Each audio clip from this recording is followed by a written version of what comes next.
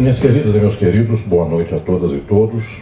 Eu quero, neste momento, iniciar a reflexão de lançamento do livro Crise e Golpe aqui, nesta noite, nesta ocasião, tendo o dever de dizer a todas e todos que o propósito da reflexão crítica na nossa sociedade contemporânea tem falhado brutalmente.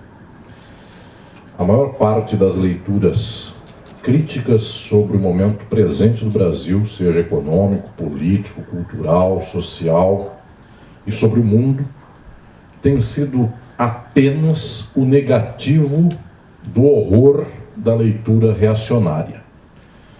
E isto representa ser o negativo de uma leitura horrível. Este 1 sobre X representa estar pautado pelo X. Infelizmente, a sociedade mundial perdeu há muito tempo, por variadas razões, e em especial pelo combate que se fez à posição transformadora de mundo.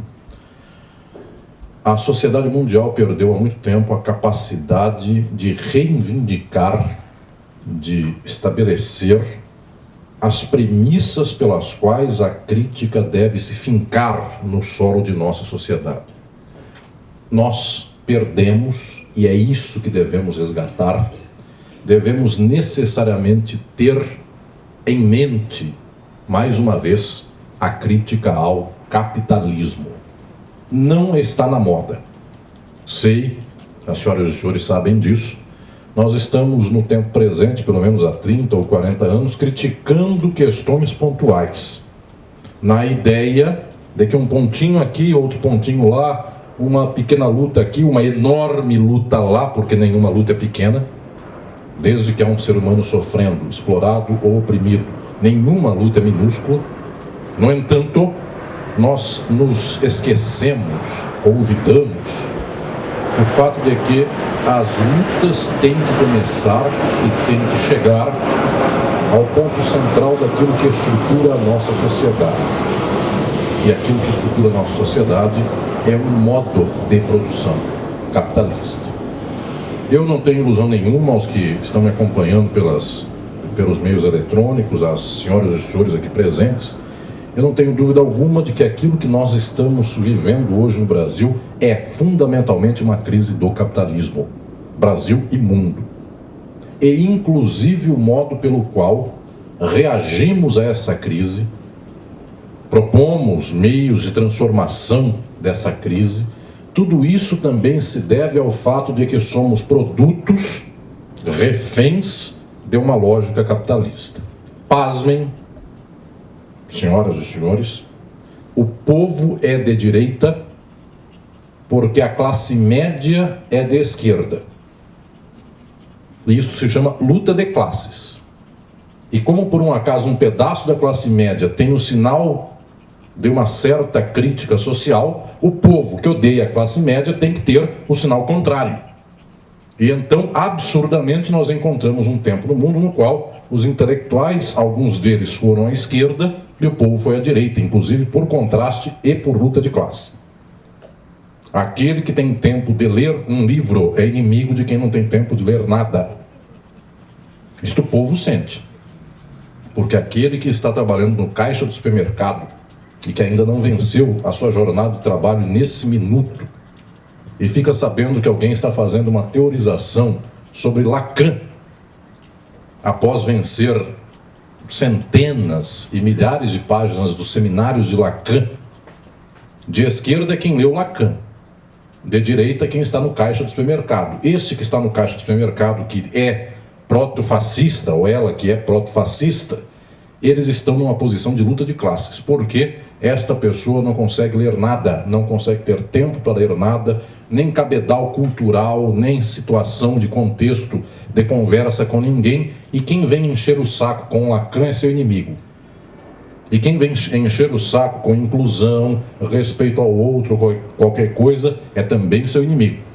De tal modo que o melhor é falar o que o povão fala, e o que o povão fala, o que o apresentador da televisão fala para o povão falar. E, eventualmente, essas pessoas se sentem tão autênticas quanto é a jabuticaba, porque é coisa verdadeira. Então a pessoa não tem fingimentos, não tem psicanálise que resolva o caso dela. A pessoa diz: meu defeito é ser sincero, tenho que matar todo mundo. Vejamos, esta pessoa é eventualmente aquela cujo ponto pelo qual se constitui a sua subjetividade é exatamente o do explorado, trabalhador e trabalhadora da sociedade capitalista. Deste deveria vir a revolução. Não vem. Da classe média não vem revolução. A classe média quase sempre, historicamente, está relativamente assentada numa vida boa, para dizer nos termos gregos antigos, lá de Epicuro, e essa vida boa é até uma vida relativamente crítica. Esta vida boa representa ser vegano, representa não tomar refrigerante, representa caminhar pela manhã, preferir bike a carro, preferir patinetes a quaisquer coisas que atropelam os outros no meio da rua. Vejam, toda esta forma de ser, que quase sempre identifica o que é ser de esquerda nos últimos 30 ou 40 anos, o povo tem ódio de todas essas coisas. Porque quem mora no extremo da Zona Leste não tem patim para chegar no seu emprego. Não tem meio pelo qual uma bicicleta consiga fazer a sua locomoção, dado que ele sai de Guaianazes e vai atravessar a cidade para vir aqui nesta beira de Rio Pinheiros, onde estão os prédios de 40 andares com colunas de gesso gregas e espelho azulado, uma imitação kitsch do que é a Grécia Antiga com o pós-moderno. Vejam, não tem jeito de viver com patinete, não tem jeito de andar de bicicleta, então anda de metrô, então anda de trem, então deseja comprar um carro. E as senhoras e os senhores sabem muito bem disso. Quando compram um carro, que é raro, então, ao cabo de todo esse processo, colocam um adesivo no carro: foi Deus que me deu. Porque é a única coisa que faz inteligibilidade para essa pessoa. Eu ganhei um Uno, uma vez eu vi um Uno preto, 85, com um pneu muito estourado e a lataria toda amassada e atrás bem enorme. Foi Deus que me deu. Eu disse: Deus é sádico. Lembrando que Deus deu ao dono do Uno, quem fez a fábrica, a Fiat. Portanto, e aquele só deu um Uno usado. Deus, sendo hipster, vos dá patinetes.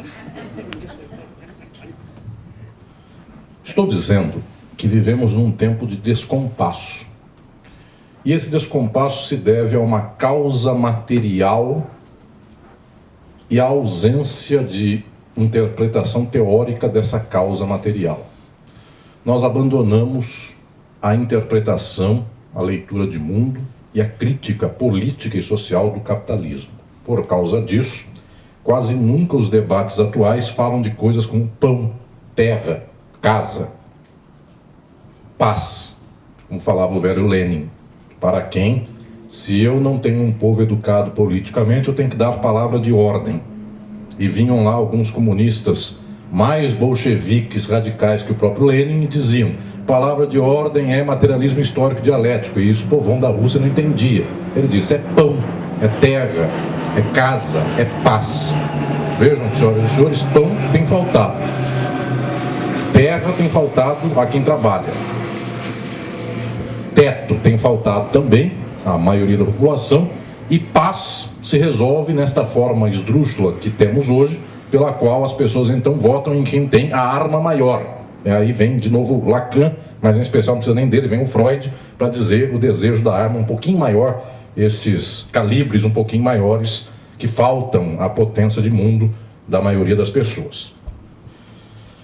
Muito bem, nós abandonamos este modelo de crítica social do capitalismo e, minhas senhoras e meus senhores, eu quero aqui anunciar nesta noite mais um ponto. Aqueles que me acompanham sendo os meus orientandos de mestrado, doutorado, o Patrick está aqui na noite de hoje, e em nome dele eu falo do resto não, dos demais.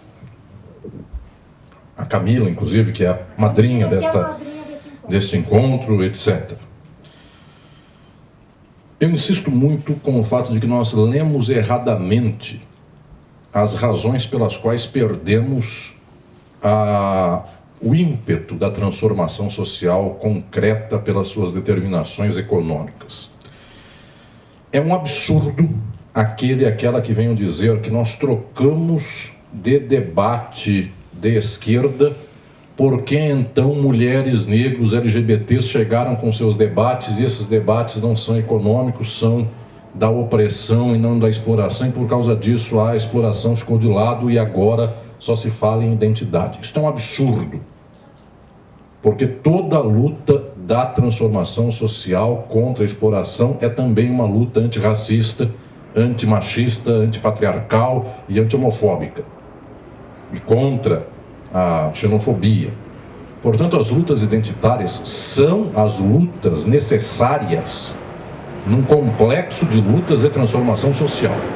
Eu quero aqui anunciar muito tranquilamente às senhoras e aos senhores, enquanto o avião não cai na nossa cabeça, mas o FBI já está gravando essa palestra, então já tem as coordenadas. O problema é que por aqui tem muita gente que o FBI não quer matar na redondeza, não aqui, né, assim, e o avião cai pegando os vizinhos. Então, a maioria que vem aqui, o FBI já conhece. está bem listado, inclusive. O quintal já é conhecido. As coordenadas do GPS estão bem dadas. Vejam lá. As causas pelas quais nós abandonamos a luta material não se devem a outras lutas que advieram e que devem ser postas em conjunto nesse grande complexo. Em primeiro lugar, nós perdemos ímpeto revolucionário com o fim de um processo histórico-social que, para aqueles lutadores e lutadoras não deveria, efetivos da luta de transformação do capitalismo, não deveria representar uma perda de ímpeto, mas representou. Eu falo aqui da experiência do mundo soviético. Isto, sim, tem muito mais impacto no arrefecimento das lutas do que, eventualmente, o fato das lutas terem sido somadas com outras tantas lutas. Porque eu volto a falar, as lutas são, no plural, são muitas, lembrando de sua determinação capitalista. Volto a dizer aqui que quando se perde algo como a experiência da União Soviética, perdeu-se efetivamente um eixo geopolítico de ação. E eu não estou fazendo aqui nenhuma saudade, nenhum pleito de saudade da União Soviética. Nenhum. Só se pode começar uma luta socialista fazendo a crítica da experiência soviética, que não fez a transição plena ao socialismo, fez burocracia de capitalismo de Estado. Mas o fato é que, em algum momento, qualquer país da periferia do mundo, se construísse políticas que fossem soberanas, anti-imperialistas, esses países teriam que contar com algum eixo geopolítico distinto daquele quase único que temos na atualidade. Dizendo em outros termos, qualquer país do mundo, para se afirmar economicamente, tinha que contar, num mundo que era bipolar, com um segundo polo. E então, a pessoa que era exilada em um certo país corria para o outro da cortina do lado de lá e por lá ficou por muito tempo. Lembremos aqui o caso do Prestes, que não foi exilado em Portugal, não tomou vinho em Paris, foi para a União Soviética. Quem tomou vodka, das piores, mas era a casa da vodka. Estou dizendo com isto de que nós efetivamente perdemos espaços geopolíticos de estratégia. De tal modo que aqui, entre os presentes, eu sei que no ano de 2018 passou pela cabeça de muita gente, eu aguentei essa conversa o ano passado inteiro, e não só o passado retrasado também, e estamos vivendo nesse tempo. A pergunta é, para onde nos exilamos? Então as pessoas respondiam, talvez para Portugal, porque lá o governo é socialista, talvez para não sei aonde, e etc e tal. E daqui a pouco, já hoje, é uma segunda-feira, porque daqui a um tempo, não sabem quando é que foi gravado esse vídeo, hoje eu acabei de ver que já existe um movimento de extrema-direita crescendo profundamente em Portugal e na Espanha. Então, os senhores que iam comer bacalhau ou que iam comer paella já não poderão mais comer, porque lá também chegará a mesma infâmia que aqui está.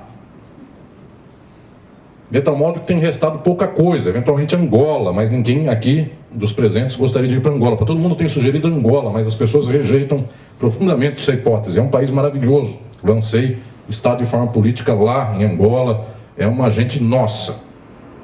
Volto a dizer, a classe média tem também suas peculiaridades e não sobe o morro. Senhoras e senhores, efetivamente, nós temos 30, 40, 50 anos de perda das lutas sociais efetivas, aquelas que faziam, inclusive, o espaço de contradição dentro do capitalismo. Então eram sindicatos fortes, então eram partidos políticos fortes, então eram espaços geopolíticos muito distintos. E volto a falar aqui, não estou fazendo louvor nenhum disso, porque os que estavam do lado desta cortina de ferro cometeram quase tantas infâmias quanto os que estavam do lado de lá dessa mesma cortina de ferro. Eu falei de Angola, lembremos nós que Angola só é um país hoje porque Cuba foi salvá-la na década de 80. Porque a União Soviética, tendo passado um traço no mapa do mundo e combinado com os Estados Unidos, dizia: eu não mexo nos seus, você não mexe nos meus. E Angola era da conta dos Estados Unidos. E a África do Sul é quem veio tomar aquele território, sendo a África do Sul um regime racista. E a União Soviética não fez nada em favor de Angola. Inclusive reza a lenda, isto eu ouvi em Luanda por muitas vezes, em muitas ocasiões, talvez até Agostinho Neto tenha sido morto em Moscou porque foi lá se tratar e não voltou. Portanto, não fosse Cuba, nós não tínhamos espaço aqui para ter um país chamado Angola. Seríamos uma Namíbia do Norte, teríamos então um apartheid estendido e, eventualmente, até Mandela não saía da prisão. Estou falando aqui, meus senhores e minhas senhoras, é que o quadro do presente tem causa material, inclusive, para a derrocada das lutas transformadoras. Esta causa material é falta arma, falta Estado, falta política, falta ação. Isto é causa concreta. Não é porque as pessoas eventualmente coloriram a luta, porque devem efetivamente colorir a luta. Falta a nós os meios de impulso. Mais que tudo, agora eu quero chegar a uma outra questão central. Também nesses tempos, a subjetividade foi se conformando à situação do capitalismo presente. E o que eu quero dizer nesses termos? Alguns analisam que a causa disso é a tecnologia. Depois que inventaram a internet, cada um tem um celular. Depois disso, então, cada um tem sua fonte de comunicação com o mundo. Cada um recebe seu pacote de gatinhos escritos bom dia toda manhã no WhatsApp. E cada um recebe seu pacote de infâmias diárias. E suas brigas de WhatsApp da família ou qualquer coisa nesse nível. Muito bem. É verdade que a tecnologia mudou, mas a tecnologia muda e ela muda a subjetividade, mas nós já estávamos no século XX, quando revoluções explodiram como a russa, soviética. Nós já estávamos num tempo em que havia, de muito já, máquina a vapor, em que havia energia elétrica, em que havia até já o esboço e os primórdios desenvolvidos do cinema. O que eu estou dizendo é que não se deve jogar para a conta da tecnologia a infâmia da nossa subjetividade presente. É verdade que existe um impacto dessa tecnologia na nossa vida. É verdade que em 2 dias nos informamos de coisas as mais esdrúxulas. É verdade que isso polui a nossa cabeça. E aqui, meus senhores e minhas senhoras, eu cito lá no meu livro Filosofia do Direito, os que são do mundo jurídico já conhecem esse livro, eu cito o velho Heidegger, filósofo do mal nazista de alta patente dos meados do século XX. O velho Heidegger, um homem horrível na sua proposição pessoal de vida e de política, no entanto, tinha algumas questões geniais na sua filosofia, certamente um dos maiores filósofos do século XX, quiçá de todos os tempos. E o velho Heidegger dizia: não sai um filósofo por causa do barulho. É exatamente essa a proposição dele. Não sai uma pessoa de sabedoria porque as pessoas estão todas voltadas àquilo que ele chamava de, entre aspas, e é exatamente assim, falatório. As pessoas falam, debatem, discutem, brigam, digladiam-se por quaisquer coisas, de tal modo que não sai um filósofo. Então este Heidegger, que fez isso não só por filosofia, fez para, inclusive, tentar se escudar das piores acusações de nazista, esse Heidegger, para ser filósofo, um dia deixou a universidade alemã porque os seus pares só falavam de lattes, não é lattes, mas é algo equivalente, só falavam de relatórios, só falavam de reunião mês que vem, era uma reunião para marcar a próxima reunião, e coisas como tais, e vai ter concurso, quem vamos trazer, quem não deve ganhar, quaisquer coisas dessas, é sempre o mesmo bloco, sempre o mesmo mundinho, desde que inventaram esta chamada universidade. Heidegger largou tudo isso e foi para a Floresta Negra alemã, num lugar que não tinha luz elétrica, não tinha água encanada, pegou a água do poço. Muito bem. O que eu quero dizer com isso é que o falatório não gera um filósofo, porque as pessoas efetivamente falam sobre todas as coisas possíveis e, ao falar sobre todas as coisas possíveis, não conseguem pensar sobre nada. Isto é um dado tecnológico do nosso tempo. As pessoas efetivamente, há uns 3 anos, se debateram sobre um tal de vestido que era ou azul ou branco, ou algo assim, preto ou azul, não me lembro que cor. Debatiam-se um certo tempo sobre a morte de um cachorro aonde morreu o cachorro? No shopping aí, que o supermercado que alguém matou, etc, etc, etc. Nós somos contaminados pela pauta que advém do falatório. Essa pauta é qualquer coisa. Eu volto a dizer, semana passada mataram um jovem negro num supermercado e não gerou praticamente nenhuma comoção. A vida negra vale menos que a vida do cachorro. E, senhoras e senhores, façam a conta dos pet shops que existem por aí, vejam quanto mercantilmente tem valido mais cachorro do que ser humano. Já, isso aqui também, os senhores vão dizer, é uma novidade do nosso tempo. Quem é do meu tempo lembra lá do Eduardo Duzec, troque seu cachorro por uma criança pobre. Fanny lembra dessa música que a gente cantou em algum momento da vida. Muito bem. Fanny tinha 3 anos. Vejam lá. Estou dizendo com isso que nós temos um impacto da tecnologia na subjetividade. Mas, em especial, eu também vou aqui dizer a todas e todos, a tecnologia eventualmente poderia também ser arma de transformação social. Ou seja, como juntar pessoas para fazer greve geral amanhã, no mesmo WhatsApp, que informa que qualquer coisa aconteceu. Muito bem, nós poderíamos até ter uma instrumentação da tecnologia distinta. O fundamental, no entanto, aqui é o fato de que o capitalismo, nos termos da sua materialidade, trocou a constituição da subjetividade dos indivíduos. O tempo que isso acontece é o tempo do chamado pós-fordismo. No livro Estado e Forma Política, que escrevi, lancei há algum tempo, há alguns anos, nesse livro eu exponho a leitura da política no tempo presente a partir desta chave disjuntiva do tempo do capitalismo fordista para o capitalismo pós-fordista. O capitalismo fordista fazia uma subjetividade. Era a pessoa que se trancava em casa, ficava 5 anos lendo um texto para depois de 5 anos sair com uma tese pronta.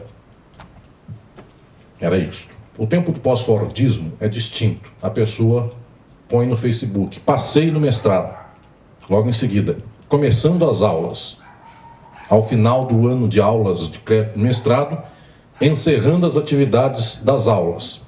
Um dia depois, começando as atividades do dia, com a cerveja para comemorar a sexta-feira, sextou. Ou qualquer coisa assim. Então nós sabemos passo a passo do que ela faz. Foi na aula, foi para a aula, voltou da aula, aborrecido. E qualquer coisa assim. E assim vai sucessivamente. Professores chatos, seminário horrível, ou qualquer coisa nesse nível. E então ela posta coisas para lá e para cá e um dia sai a dissertação. A dissertação não é novidade nenhuma, porque mais ou menos é o que todo mundo já podia saber. Inclusive porque não tem tempo de produzir a novidade. Nem saiu do mundo para voltar com alguma coisa pronta. Este rito de passagem não há mais. Inclusive anuncia para as pessoas, olha, semana que vem defesa de dissertação. Estamos aí, banca é tal, põe a foto de todo mundo, põe a foto do Erval, já, o Erval vem avaliar. E assim vai. Estou dizendo com isso que nós temos efetivamente uma mudança de lógica de tempo no pós-fordismo. As pessoas efetivamente não trabalham mais em profissões para as quais possam se dedicar muito tempo. Vejam, isso aqui não é pelo fato de que as pessoas querem se reinventar. Esqueçam as análises moralistas e subjetivistas. A pessoa gostaria de se encostar em qualquer canto e trabalhar 50 anos com a mesma coisa. É mentira que a pessoa quer se reinventar. E a bem da verdade, ninguém gostaria de trabalhar. Nenhum ser humano gostaria de fazer nada. Eu não gostaria de ter que bater ponto na USP para dar aula. Eu poderia escrever na minha casa muito bem e não ter que ver coisas como correção de prova, pacote desse tamanho, data limite para a entrega das notas. Isso é horrível, ninguém gosta de uma coisa como esta. Você já deu aula para quantos alunos, Fanny? Em algum semestre? Mais de 100. Então não é agradável. Os senhores vão dizer, mas é professor universitário. Mesmo assim, é trabalho. O trabalho é tripalium, que vem do latim, tirar, estripar, cortar em pedaço. Ninguém gosta de trabalho nenhum. Está aqui o nosso médico Erval, vai dizer, mas o médico gosta do que faz. Mentira, enfim, ele acha que com a jaleco ele chaveca a menina melhor, ou alguma coisa dessa, mas efetivamente ele não gosta de ouvir as pessoas, tanto é assim que a gente já conhece muito bem o quanto o médico pergunta, qual é o teu problema? X, o remédio é Y, ponto, já resolvemos em segundo, tirando as exceções. Então, porque sempre cortam o vídeo bem na parte que eu xingo alguma profissão e aí vem um problema.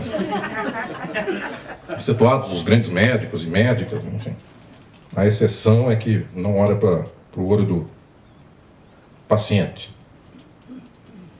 Bem, e também vamos ressalvar a Fefeleste, porque já está alvo de ataque, então corrigimos 500 provas com orgulho.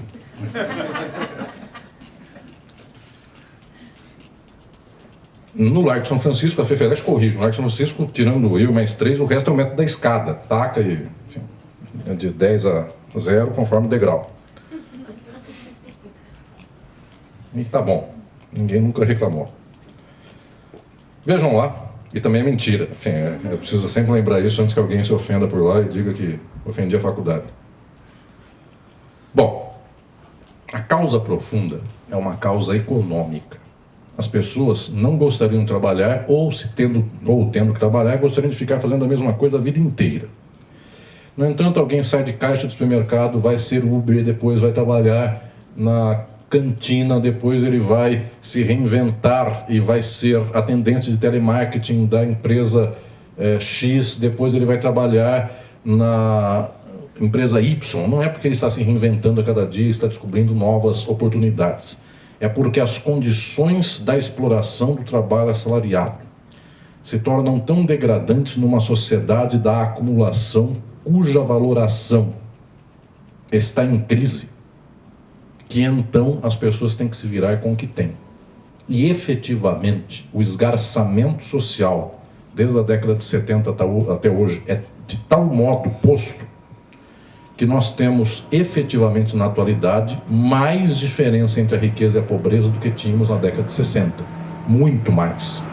Então ser pobre no dia de hoje é pior do que ser pobre na década de 60, dado que o rico na década de 60 pegava por ano, quando ele era um rico esbanjante, ele pegava a Varig umas 4 vezes no ano para ir para a Europa, quando era um rico esbanjante. E eventualmente o rico esbanjante de hoje tem um avião. Ele não precisa ser muita coisa, o rico esbanjante, para ter um avião. Basta ser cantor de sertanejo universitário, ele já poderá possuir um avião. E a Europa é uma coisa bestial para essa pessoa. É um dado banal. As pessoas vão para as ilhas, geógrafos, me ajudem lá, ilhas... você que viaja para... sei lá, ilhas que ninguém... Seychelles ou qualquer... Seychelles é legal. Você já foi? Não. Mas todo mundo fala. Muito bem. Então vejam lá. Alguém sendo pobre hoje, sabendo do que é ser rico, e rico é só consumo, porque rico, para a maioria dos pobres, não é aquele que tem um capital, é aquele que é o rei do camarote, é quem abriu o champanhe, que é uma noção totalmente deturpada, inclusive, porque é pobreza e riqueza.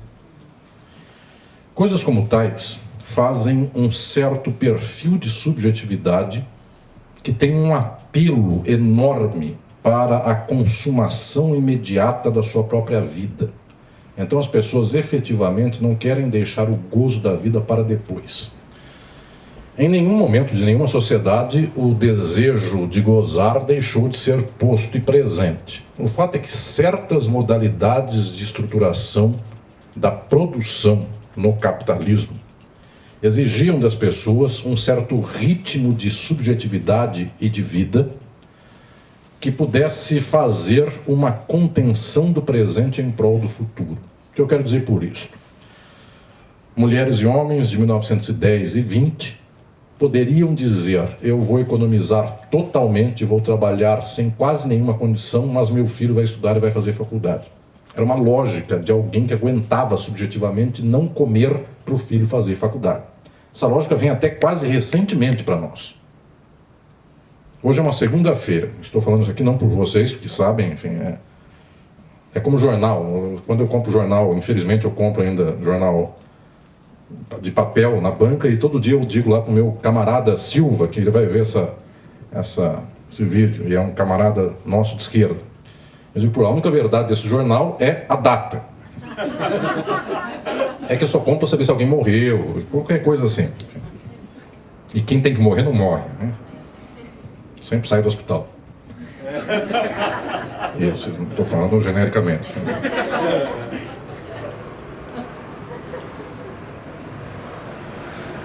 Muito bem. Depois faz para uma pequena edição.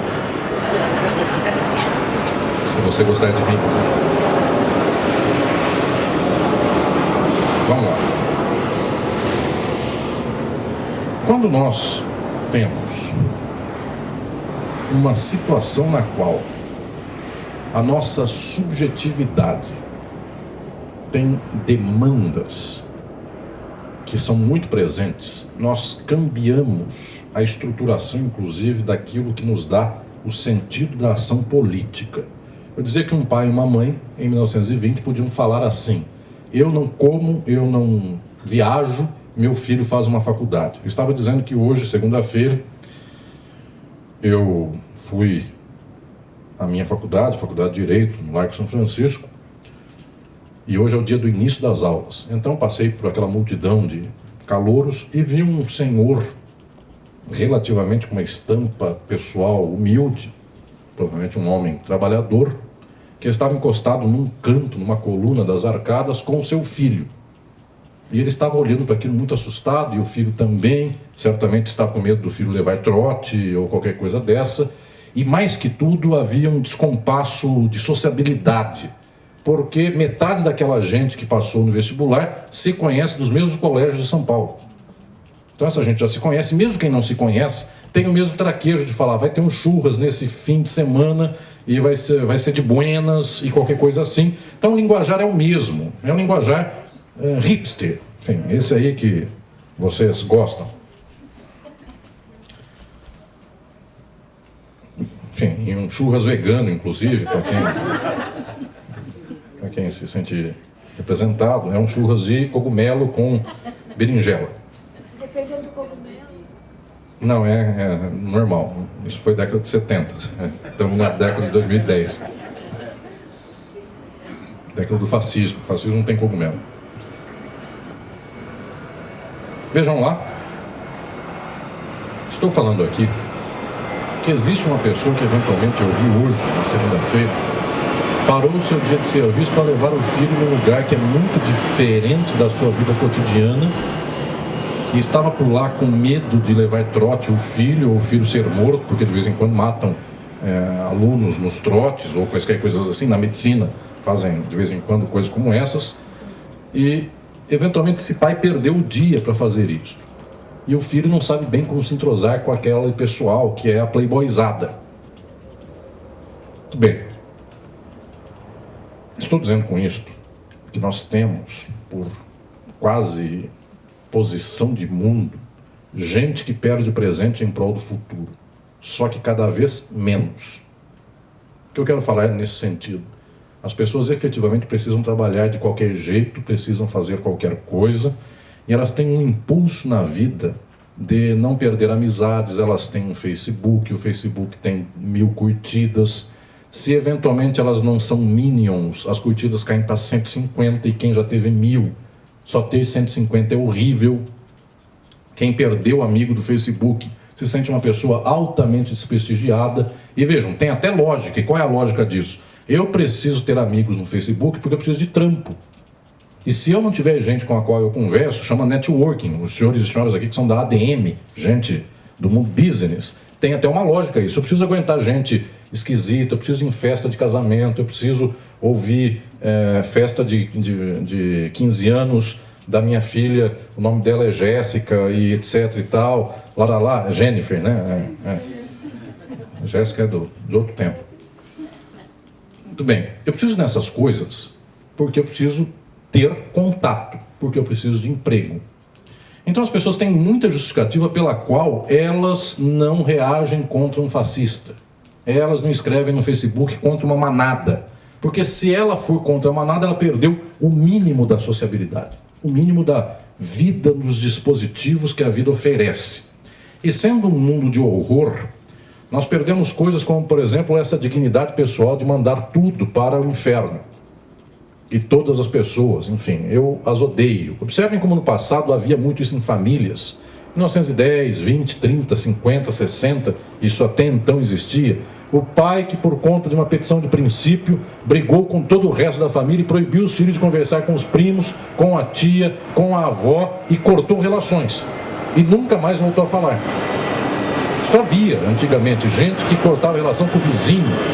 E era uma petição de princípio, não conversava mais com aquele tipo de gente que não presta. E quantas famílias não tiveram coisas como essas? Enfim, uma pessoa muito difícil na família que tinha lá uma posição tal de convívio insuportável. Minhas senhoras e meus senhores, hoje a pessoa faz o cálculo. Se eu brigar com a minha prima, no dia que eu ficar doente é a prima que leva no hospital. E se eu brigar com o meu chefe, ele fala com o outro que pode me empregar e por causa disso eu não terei um outro emprego. E eu tenho filhos. Então vejam, o cálculo das pessoas é um cálculo efetivamente econômico, só que constatado e posto no nível deste sofrimento da miséria da exploração econômica. Uma sociedade ainda mais exploratória que faz a dinâmica das opções ser uma dinâmica ainda pior. As pessoas efetivamente se sentem mais frágeis. Falando ainda do nível subjetivo, nós temos concretamente na atualidade um dispositivo de gozo que quase nos impede de avançar na luta. E por que isso? Porque a solidão não é muito mais nossa. Claro, nós somos muito mais solitários do que fomos anteriormente, mas nós não aguentamos um dia inteiro de solidão total. A solidão é curada há uns 40 anos com televisão. Nos dias de hoje com celular, com contato, com mensaginhas e coisas desse tipo. É muito difícil para as pessoas enfrentar diretamente a solidão constitutiva da vida. Por isso, inclusive, alguém que esteja preso, eu lembro aqui do ex-presidente Lula, que está preso nos dias de hoje, tem que ter uma fortaleza de subjetividade tamanha para aguentar 4 paredes. Sendo que a nova geração, correndo o risco da prisão, já não faz nada que possa ser crime, como atos revolucionários, como incomodar qualquer coisa. E não é que o Lula tenha feito no seu governo atos revolucionários, inclusive por falta deles, lastimamos. Mas observem que estou falando aqui, a possibilidade de se aguentar numa prisão é quase impossível na subjetividade dos dias de hoje. As pessoas não imaginam que seja isso. Por isso, para todos os meus companheiros e companheiras de esquerda, a pergunta em 2017, 2018 e 2019 é: para onde nos exilamos? Porque eu preciso continuar com os meus contatinhos do WhatsApp. Eu preciso continuar tirando fotos, selfies ou quaisquer coisas assim. Se no Brasil não dá, eu vou para onde eu possa fazer isso, Uruguai ou qualquer lugar onde isso seja possível. Observem, falta aqui a capacidade do dispositivo de luta na subjetividade atual. Não é que falta, em momentos extremos, todo ser humano terá potencialmente isso. Só que nós não estamos nunca sendo levados ao momento extremo. Que isto representa a crise, quando toca as pessoas, gera dessas pessoas algo horrendo. O pobre será Uber, a classe média fará brigadeiro gourmet. De tal modo que o pobre tira milão e a classe média, se vender o brigadeiro gourmet num lugar que tenha um certo público, tira 2 pau. 1.000 ou 2.000 não são total miséria. São uma miséria com 1.000 ou com 2.000. E aí, então, um pobre cuida de 3 filhos com 1.000 e um burguês classe média, ou um playboy classe média com 2.000, ele compra uma t-shirt com dizeres ele não. Então, vai se virando. Entendem o que estou falando? Nós temos efetivamente uma disjunção de subjetividade que nos custa muito. A causa disso, agora eu quero falar, não é nem política por falta de União Soviética, ou qualquer coisa desse nível, porque é uma luta revolucionária como a dos angolanos, para dizer também de coisa que não deu certo. Depois vai dar no MPLA, que hoje os senhores sabem que é o que é. E com todo respeito aos meus amigos do MPLA que estão vendo daqui a pouco esse vídeo e não vão gostar do que eu falei. Mas eu xingo os de cá, xingo os de lá, então não só xingo angolanos, xingo brasileiros e tal. Uma vez eu perguntei pro PT, por que vocês me chamam para falar para vocês? Vocês devem ser masoquistas. Mas enfim, xingo por todo lado. Quem quiser um xingamento meu, pode pedir ao final o que eu falei. Me xingo, enfim, também não é só xingo os outros, não. Aliás, me xingo mais do que xingo os outros. Só xingo os outros quando provocado. Bom, estou falando aqui que a culpa não é política porque falta União Soviética, porque Angola fez uma revolução sem União Soviética. E foi. Andou. Então hoje nós não temos nada, não nos impede de começar luta. Também não é a subjetividade, porque os senhores vão dizer, mas em 1910 a subjetividade era mais dada a sacrifícios. Mentira também, porque tinha dandes, tinha cocotas, tinha as escolhidas do não sei quem lá, da década de 60 do Ibrahim Suede, ou qualquer coisa assim. Sempre houve socialite, sempre houve gente que não trabalhou, sempre houve rapaz que não pôs a mão na massa, ou qualquer coisa desse modo. O que eu estou dizendo é que também não está no nível da subjetividade o problema central das nossas lutas. Então, aonde reside esse problema fundamental? Esse problema se dá no nível econômico-material, que reflete na subjetividade e que reflete na política. Isto Marx chama de determinação da sociabilidade pela produção. Quem tem fundamentos de luta marxistas sabe que o problema central não é subjetividade, porque a subjetividade não é assim, inventada por conta própria. Eu podendo gozar ou podendo sofrer, quererei gozar. Não é eu comigo mesmo. Aquilo que sou e aquilo que somos advém de uma estrutura de produção, pela qual então as pessoas são uma certa posição neste mecanismo geral da produção e da reprodução social. Agora eu quero falar mais profundamente. Nós vivemos uma sociedade de acumulação, de exploração, e esta sociedade é estruturalmente uma sociedade de crise. E agora eu quero chegar ao centro, ao ponto fundamental deste livro que estou lançando, que é Crise e Golpe. O capitalismo é sempre crise, mas não sempre crise do mesmo jeito, não a mesma crise. Nós tivemos a crise de 29. 10 anos antes, 12, tivemos a Revolução Russa. Está no mesmo bloco, está no mesmo sistema, no mesmo momento no qual também tem Primeira Guerra Mundial, no qual também a acumulação mercantil liberal do século XIX se esgarçou, no qual a Europa foi para a África, tomando povos africanos, rateando o território e pegando como nova colônia, o novo imperialismo do final do século XIX e início do século XX. Tudo que nós temos aqui, em um certo momento, foi um grande movimento de crise do capital que gerou, de um lado, a Primeira Guerra Mundial, do outro, uma Revolução Soviética. Um grande movimento de crise. Depois nós tivemos esses tempos de Fordismo, que foram tempos de consumo baixo, mas consumo das classes trabalhadoras, tempos que anestesiaram a Revolução porque deram a cada um um salário mínimo. No Brasil se chama varguismo. Varguismo não é comunismo. Varguismo não é quase sequer de esquerda. Nós já sabemos essa crítica, não preciso nem voltar a ela. Quem quiser, pegue outro livro meu e veja. E no mundo tivemos coisas como Roosevelt nos Estados Unidos, bem-estar social na Europa ou coisas mais. Muito bem, este mundo está em crise desde a década de 70. A isso chamo eu pós-Fordismo. O marxismo insiste muito em analisar esse momento pelo nome devido, porque neoliberalismo é um sintoma do pós-Fordismo.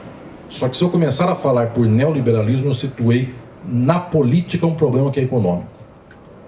Vejam, eu falo disso no meu livro Estado e Forma Política, o último capítulo. É verdade que pós-Fordismo e neoliberalismo são cara e coroa da mesma moeda. Década de 70 até hoje, estamos em sociedades pós-fordistas, pós-trabalho industrial, pós-organização produtiva industrial tradicional, e estamos em tempos neoliberais. Mas quando as pessoas tomam neoliberalismo por mote, então eu digo desregulação da economia, faltou o salário mínimo ou coisas mais. Tudo isto é algo derivado das condições da acumulação, de um regime de acumulação que é pós-fordista, dentro do capitalismo. Então o marxismo vai um pouco mais a fundo do que simplesmente o dispositivo da subjetividade neoliberal, que é verdade, é um dado deste momento do modo de produção capitalista. Estou falando isso, senhoras e senhores, porque esta máquina da exploração não fecha. Para que os senhores tenham uma ideia, essa conta é muito banal. O que o mundo produz efetivamente, produção é ter feito microfone, ter feito borrachinha para o fio do microfone, alguém que fez esse terno que visto, alguém que costurou a minha gravata, alguém que fez esta luminária, alguém que fez esse tapete, quem cuida do cachorro no pet shop e criou o shampoo de cachorro, quem faz qualquer coisa desta, quem fez óculos, quem fez esse avião, quem fez nave espacial, tudo que se produz no mundo é um X que, somando mais ou menos o que a humanidade tem, dá uns 100 trilhões de dólares. Eu estou chutando por alto. O mundo tem de coisas concretas, de parafuso a avião, de nave espacial a microfone, de, sei lá, carranca de madeira a sei lá, caneta Bic, ou então o shampoo da barba do Túlio, shampoo hipster. Barba hipster, levada a shampoo hipster. Somando tudo dá 100 trilhões. Quanto tem de papel no mundo? Tem mais ou menos 600 trilhões. Papel. Então tem gente que é rica, os senhores aqui presentes e senhoras, os senhores que são gente da grana, vejo pela cara de todo mundo que o pessoal daqui é para frente. Muito bem, os senhores têm 1 milhão na conta. Tem gente aqui que já acha isso pouco e tem gente que sonha com esse dia histórico. Os senhores têm 1 milhão na conta. Muito bem. Os senhores podem ter certeza de que se os senhores forem ao banco e disserem eu quero o meu 1 milhão em notas de reais, o banco dá. O professor Eval, que vai lá buscar os seus milhões no banco. Se ele chegar ao banco e disser eu quero meus milhões em notas de 100 reais, o banco dá para o professor Eval. A questão é, se todos os brasileiros forem ao banco buscarem o que tem no banco, os bancos não dão e os bancos quebram. Um vai buscar, 3, 17. Como a gente faz? Eu preciso sacar 100 reais porque eu vou no supermercado. Isso o banco dá. Eu chego no caixa automático, o banco nem precisa de muita conversa. Eu chego lá no banco 24 horas, enfio lá num cartão magnético, ponho minha senha, já sai o dinheiro que eu quero. É 100 reais. Observem, no entanto, que esta máquina do capitalismo tem muito mais de dinheiro acumulado neste sistema pelo qual o papel e o DOC bancário representam alguma coisa do que o mundo tem para oferecer. Então esta máquina não pode parar, porque efetivamente na hora em que isto for convertido em coisas como parafuso, microfone, tijolo, cimento ou qualquer coisa assim, não tem o equivalente ao dinheiro de todos. Só que para quem tem 3 mil, mais ou menos eu visualizo na frente, quem tem conta bancária de 3 mil reais já é quase que a metade superior da população brasileira, porque ninguém tem dinheiro em conta bancária. As pessoas têm dívida. Quem tem 1.000 sobrando, 1.000 mesmo, milão, já é rico.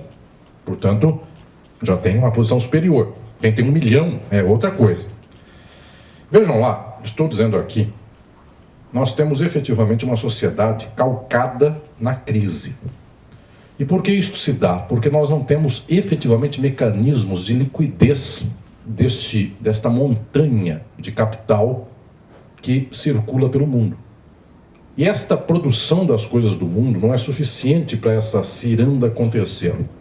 De tal modo, senhoras e senhores, que agora eu quero falar de uma questão muito banal. Se lá nos Estados Unidos, que tem muito mais dinheiro do que tem aqui no Brasil, eu não tenho o que dar na forma de parafuso para toda esta grana que por lá anda, eu preciso tomar petróleo de lugar que tenha petróleo sobrando, porque estes X bilhões ou trilhões que eu não consigo concretizar, eu diminuo um pouquinho disso na hora que eu pego, por exemplo, o pré-sal do Brasil, na hora que eu pego o petróleo do Iraque. Então, o déficit, que era de 500 trilhões, passa a ser 400. E já é um certo fôlego eu poder enxugar essa conta à custa de tapuias. E com ofensa aqui aos tapuias. Os tapuias não merecem saber que depois sucederam a eles nessa terra essa gente que somos nós. Entendam aqui que nós temos efetivamente uma sociabilidade que não fecha. O que faz a esquerda do mundo até o presente momento? Esta é a crítica estrutural ao PT. O que fez a esquerda do mundo até o presente momento? Tentou acelerar a máquina da acumulação, dizendo então às pessoas: eu te ofereço facul particular. Você vai estudar na pior faculdade do mundo e eu pago para esta péssima faculdade para que você estude por lá uma mensalidade de R$500. Muito bem, então incentivou que as pessoas fossem à facul, de tal modo que uma facul é vendida para outra facul, que vai ser vendida para um grupo pedacinho de pão, né, croton, e assim vai, porque eu não posso falar o nome certo, né, só posso falar um pedaço de pão. Depois você corta também, porque depois me processa. Zoou da faculdade. Né? Eu uso da USP, então não é que também é grande coisa. Enfim, entre a USP e o croton é só uma questão de salitre do bandejão para pão cortado. Eu sou do tempo que lá no bandejão da USP era salitre puro na comida, mas hoje deve ser melhor. A Fanny só come coisinhas leves, veganas, é que a gente almoça junto de vez em quando, é só comidinha light. Vejam o que eu estou dizendo. Ao invés de nós salvarmos o mundo, transformando o mundo, nós salvamos o capitalismo. Então as pessoas fizeram facul, de tal modo que elas ganhavam 800, agora com a facul elas ganham 1.000. E é só isso. A diferença de quem não fez faculdade para quem fez é duzentão. De vez em quando a diferença é negativa, porque o pedreiro continua cobrando e ganhando 3.000 por mês e quem fez ADM continua ganhando 1.500. E faculdade de ADM não serve para nada. Vamos dizer, estou xingando ADM. Faculdade de Direito, gente, eu estou sabendo que tem lá oferta de emprego de direito de advogado de R$800. Trabalha esse mês inteiro. Então é melhor não fazer nada. Eu chamei os meus alunos da Sanfran, todos eles com o nariz erguido, todos eles não, metade, né? Porque depois a outra metade me xinga. O nariz erguido até aqui e falei, vamos fazer uma experiência sociológica. Você se acha bom? Sim, eu estudo na USP. Vamos atravessar a calçada e conversar com um camelô. Perguntei ao camelô, o que você vende? Chocolate. Quanto você tira por mês? 3.000. De tal modo que alguém que fez faculdade de Direito está ganhando 800, está se sentindo atravessado na sua subjetividade por algo horrendo, que é uma sociedade que não valoriza o estudo, e também é uma mentira, porque a pessoa decora, está aqui o Patrick, que sabe como funciona o direito, a pessoa decora o prazo do processo para a prova, cola, ninguém estudou nada. Então, esse esforço que a pessoa fez, tudo também é uma mentira. Vejam lá, efetivamente, neste grau de crise do capitalismo, o PT salvou o capitalismo. Então tivemos lá o Odebrecht, tivemos umas tantas empresas campeãs nacionais, tivemos uma série de empreendimentos de salvação do país. Claro, para quem viveu a década de 80 e 90 e o começo dos anos 2000, onde era um farrapo humano andando, ver este luxo, esse esplendor dos 10 ou 12 anos de glória do PT, foi algo, inclusive, relativamente espantoso. Eu tenho um carinho enorme, a professora Sibeli sabe disso, tenho um carinho enorme pela arquitetura, e eu vejo aquilo que era a velha arquitetura brasileira caindo aos pedaços, e é tão bonito de vez em quando a gente vê um prédio pintado. Isso foi nos tempos agora, da economia crescendo um pouquinho. Então o prédio pintou, trocou o espelho o vidro da década de 60 por espelhado dos anos 2000, virou pós-moderno, foi estragando mais bonitamente a arquitetura brasileira, já abandonou o padrão Niemeyer e Lúcio Costa. Observem o que estou dizendo. Por todo lado, a esquerda só tem como solução para a crise do capitalismo mais capitalismo, ou capitalismo melhorado. Esta é a solução dita reformista. Entendam, minhas senhoras e meus senhores, desse jeito, nós só somos os melhores síndicos da massa falida. E, por causa disso, não tem jeito de sair da encruzilhada. Porque, efetivamente, a esquerda que nós temos no Brasil é uma esquerda que salva o capitalismo. A esquerda da América Latina é uma esquerda que salva o capitalismo. Os senhores dirão, mas entre a direita que destrói o capitalismo, essa não é menos pior? Sim, teve gente que fez facul. Na facul ele aprendeu que a forma de disposição de produtos na gôndola do supermercado, ADM é isso. Como expõe produto na gôndola do supermercado? Põe chocolate na frente e arroz lá atrás, porque a pessoa vai comprar arroz, vê o chocolate. Então vejam, é uma ciência que a pessoa que trabalhava no comércio há 70 anos nunca fez o ensino médio, sabia, só que hoje é matéria de faculdade, chama-se marketing multinível, disposição de gôndolas. E tem gente que faz TCC, inclusive, quanto a isso. Já também contaram para mim outro dia que TCC é truco, churrasco e cerveja. Então, assim tem se resumido a universidade. Não tem ilusão contra universitários, nem contra os seus professores. Aliás, prefiro até... Os alunos são menos idiotas do que os seus professores, porque uma coisa é aprender, outra coisa é ensinar isso que o outro aprendeu. Muito bem. Mas a Terra é plana, então já estou sabendo até que o pessoal da geografia está sofrendo mais do que eu. Não sei o que é pior, ver o STF ou saber que a Terra é plana. Fanny, estamos compartilhando sofrimentos. Estamos juntos. E estou sabendo que um navio foi aí para o final da Terra para descobrir onde a Terra vai chegar. Aguardem isso, daqui 40 anos podem ver esse vídeo. Saiu um navio há um tempo agora, faz uns 20 dias, para buscar o fim do mundo. As pessoas não acreditarão daqui a 40 anos que isso aconteceu. Aconteceu tudo isso. Uma bolsa de colostomia sofreu. E coisas mais. Bom, essa parte você corta, a terra plana você deixa. Vejam o que eu estou dizendo. Como salvar o mundo? A solução da esquerda, quando chega na economia, é salvar o capitalismo. Esta solução, senhoras e senhores, é horrível, porque ela põe os termos do poder de volta naquilo que o poder sempre quis. Nós criamos as grandes empresas burguesas do Brasil, que então tiram qualquer governo que seja contra elas. E vejam, eu não estou desconhecendo, eu faço esse movimento em crise e golpe, convido as senhoras e senhores para lerem isto, nos capítulos 1 e 2 do livro. Eu não estou desconhecendo a existência de certos movimentos políticos nos anos do PT, de enfrentamento do capital. E, insuspeitamente, de todos os presidentes do Brasil, o que tinha alguma formação mais à esquerda foi Dilma, que acabou o governo dela com uma política neoliberal candente no segundo mandato, mas que baixou no peito os juros do Brasil. E 6 meses depois começa a enfrentar as manifestações e as movimentações políticas fascistas. Eu não estou dizendo que não tenha havido algum grau de enfrentamento do capital. Algum existiu. Isso é uma tese central da leitura política que eu faço em Crise e Golpe, também convido a todas e todos para lerem. Se fosse só o imediato interesse do capital, estava lá Dilma até o final do ano. Teve algum grau de disjunção, e essa disjunção se deve a uma burguesia brasileira que ganhou com o PT, mas nunca gostou do PT, e se deve essencialmente a um capital internacional que este sim via na Odebrecht um concorrente, que este sim via na Petrobras uma concorrente e uma possibilidade de pegar postos de petróleo no Brasil. Então não estou desconhecendo que tenha havido um grau mínimo de posicionamento. É que esse posicionamento é capitalista.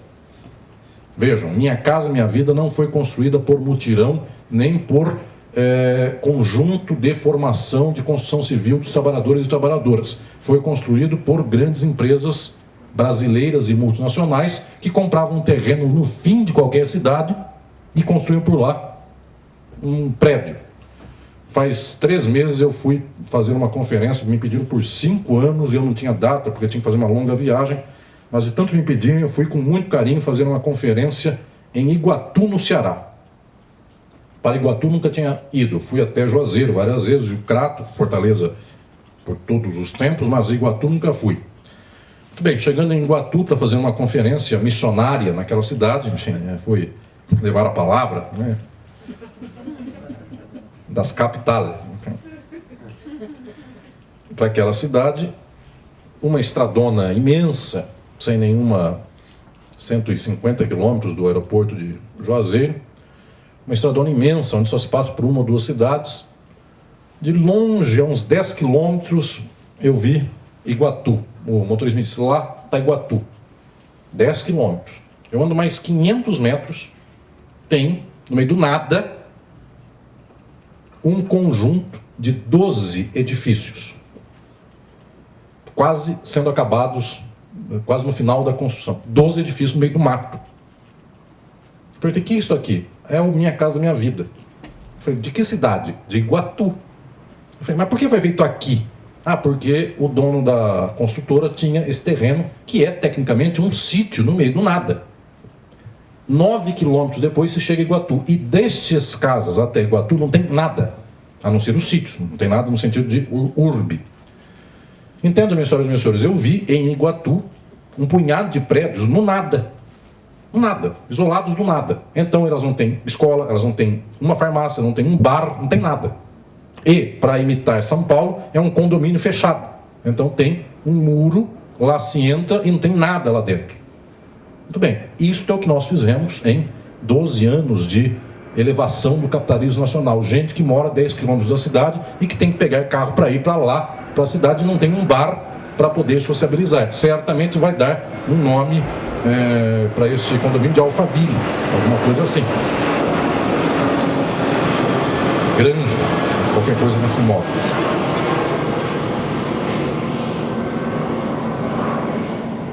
Me dói dizer isto.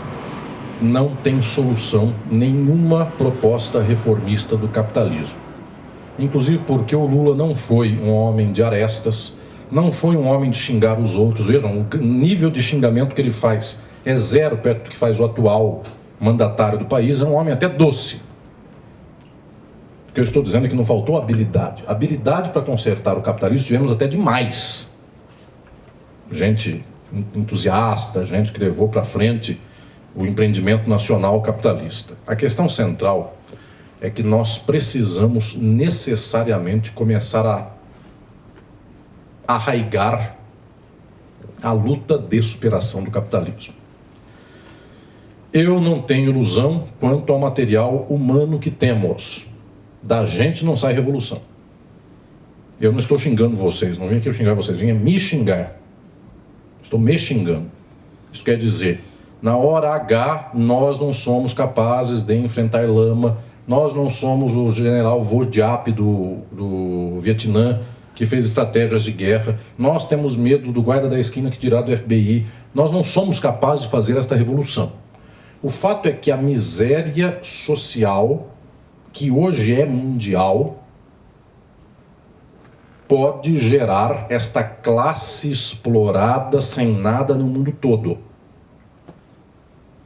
Só que esta classe, eu quero reiterar aqui, sem nenhuma vergonha e com orgulho, uma análise que Lenin fazia no começo do século XX. Que haja massas exploradas não é novidade, eu não vim ensinar isso para vocês. Vocês já sabem disso. Nem escrevi Crise e Golpe para falar disso. A novidade, senhoras e senhores, disse Lenin há 100 anos, a novidade é que esta massa precisa de vanguarda revolucionária. E aí falta. Nesse momento falta. Porque não é com dissertação e tese que se faz vanguarda revolucionária. Nenhuma coisa dessa faz luta revolucionária. Universidade não faz luta revolucionária. Universidade faz tese. O que não estou dizendo aqui que o universitário não possa fazer luta, mas não enquanto categoria universitário. Enquanto lutador ou lutadora, ele faz luta e ela faz luta. Nós efetivamente estamos criando uma certa massa mundial cuja exploração tem se sintonizado e tem sido mais ou menos a mesma. Eu acabo de chegar de algumas palestras que fiz na Argentina, e fiz lançamento do Estado e Forma Política há já na Argentina. Entonces, nuestros compañeros de América Latina são todos como nós outros. Estou dizendo aqui que basicamente todo mundo por lá sofre a mesma coisa que a gente. A pobreza de lá é tão pobre quanto a nossa, é 10% menos, 10% mais, não importa a diferença, mas é todo mundo pobre. Minhas senhoras e meus senhores, peculiarmente, conversava eu com uma grande companheira minha, professora da Universidade de Buenos Aires, companheira de luta de muitos anos. Perguntei a ela, como é que está aqui a Argentina? Mesma desgraça que ustedes. Está lá a mesma coisa. Então, as pessoas já não têm mais ilusão, não tem gente menos pior. Eu disse, pero nosotros temos el vampiro. Isso era o tempo que tinha um vampiro, já bons tempos esses. Em que só se sugava o pescoço. Pero tenemos Macri. Então, não sei quem é pior, enfim. Vampiro ou Macri. O vampiro pode deixar porque, quem sabe um dia ele não vê esse vídeo de uma cela. Mas vampiro passa no meio da... nunca é preso. Vejam, senhoras e senhores, as pessoas já têm consciência de que a desgraça é a mesma. Não tem muita diferença. Falta vanguarda. Por que falta vanguarda? Falta quem possa liderar o povo contra nós. Senhoras e senhores, não tem dúvida. O ambiente da classe média, o ambiente universitário é inimigo do povo. Totalmente inimigo. Houve um grande teórico que escreveu há uns 30 anos, a arte, a inimiga do povo. Um grande lutador marxista revolucionário, porque toda vez que eu começo a dizer isso é bonito, isso aqui é uma proposta pós-moderna de instalação na qual o Japão veio por conta desses papeizinhos via bambu, isto é a mercantilização de qualquer coisa, do meu olhar estético. A arte é inimiga do povo. O povo precisa de lâmpada. Como o povo não tem lâmpada, eu começo a dizer que isso aqui é esteticamente X e tal, esse microfone é da marca China Online e é uma marca bonita. O povo precisa ouvir, não precisa desta marca de microfone. Estou dizendo, senhoras e senhores, que o nosso modelo não consegue gerar vanguarda, porque a vanguarda efetivamente passará por tempos de provação. E quais são os tempos de provação? Imaginem, para não falar de coisa muito sofisticada, para falar só do Brasil dos últimos 40 anos, isto que hoje nós dizemos não é nada, que se chama PT, quando surgiu, o Lula foi preso. Naquele tempo de greve do ABC, gerou prisão. 40 anos depois gerou outra prisão, por outras razões. Mas estou dizendo aqui, qualquer processo de vanguarda, ainda que seja reformista capitalista, gera incômodo. Gera algum grau de divergência. Como nós não temos uma massa constituída na capacidade de divergir e de apostar na transformação do modo de produção, tem faltado a nós a vanguarda nos dias de hoje. É por causa disso que nós não fazemos revolução. Só que a situação de exploração social é tamanha que o povo é fascista do mesmo jeito que poderia ser revolucionário. O povo não é fascista por petição de princípio. O povo é fascista porque é o caminho que deságua a evolução das coisas no tempo presente. É só isso. Houvesse vanguarda revolucionária, metade do povo estava conosco. Eu não tenho ilusão quanto a dizer o povo nós o perdemos porque é um povo do mal, algo assim. Senhoras e senhores, é que nós não temos nenhuma palavra de ordem a não ser esta da bike alternativa. E isso, volto a dizer, o povo odeia qualquer pessoa assim. Odeia qualquer coisa desse nível. Tem gente que fala para mim isso, inclusive, eu fico chocado, isso não é nada para se vangloriar. As pessoas dizem para mim, eu odeio comunismo, mas quando o senhor fala eu paro e presto atenção, porque o senhor fala com voz grossa, terno e gravata. Vejam, a tristeza que é a coisa, porque eu passei a minha vida inteira pensando, refletindo, estudando e escrevendo, para as pessoas pararem para me ouvir, porque eu tenho 1,95 m, falo com voz grossa e tenho terno e gravata.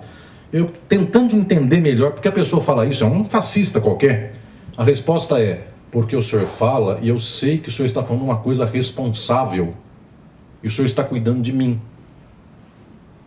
Eu sei que a sua ideia é boa. E vejam, essa é a tristeza de uma vida pela qual a pessoa imagina que alguém fala uma ideia responsável quando tem cara de responsável e, portanto, aquele sentimento que poderia ser feito com uma estética distinta, a pessoa não se reconhece nele.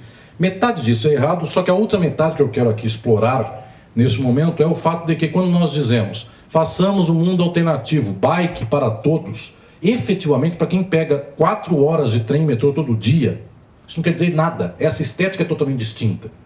fosse alguém com cara de coitado e de sofredor, deve ser isso. O cara talvez só não tenha falado disso, o senhor tem cara de coitado, enfim, o senhor tem rugas muito marcadas no rosto, qualquer coisa assim. Fosse alguém com cara de coitado e dissesse, eu vou melhorar a condição de transporte sua, é melhor do que eu fazer este bikeismo, ciclismo, sei lá o que, desconstruído do B. Meus prezados, de onde surgirá a vanguarda de transformação do mundo? Eu não sei de onde surge. Eu sei de onde ela não surge. Não surge desta classe média bem assentada. Não surge de quem não lê marxismo. Eu preciso dizer claramente isso. Só surge de quem lê marxismo. Porque quem não faz a crítica do capitalismo não consegue fazer vanguarda revolucionária. E como as pessoas hoje não conseguem ler mais cientificamente o mundo, elas só reagem a coisas muito imediatas, as pessoas não têm cérebro suficiente para isso. Eu aposto muito nos intelectuais, muito. Eu não estou aqui xingando os intelectuais. Eu aposto nos intelectuais porque nós temos que efetivamente entender cientificamente como funciona a sociedade capitalista e como funciona o processo de transição ao socialismo. E só a inteligência faz isso. Só que não é essa nossa que dá like no Facebook. Essa não gera revolução. De modo nenhum. Como surgirá isso? Surgirá do cruzamento do sofrimento da gente explorada e oprimida com a luta, a inteligência, a vontade, a disposição e a disciplina. Eis mais uma coisa que nós nos esquecemos do velho tempo dos revolucionários e revolucionárias. Disciplina revolucionária. Isto quer dizer, falar sempre pela transformação do capitalismo. Não abandonar este caminho e este ideal, sabendo que inclusive os dias de hoje são péssimos. Mesmo assim dizendo, está na esquina a transformação social. E vejam, pessoas eventualmente sem um nível de cultura que podemos ter, falam melhor que nós isto. Eu falei aqui de Iguatu. Quero chegar ao final desta reflexão. Peguei Iguatu de exemplo, podia pegar no Rio Grande do Sul, mas vou pegar o Ceará. Uma vez, um site chamado Conjur, o pessoal do direito conhece esse site, me perguntou, fez uma entrevista comigo diferente das entrevistas tradicionais.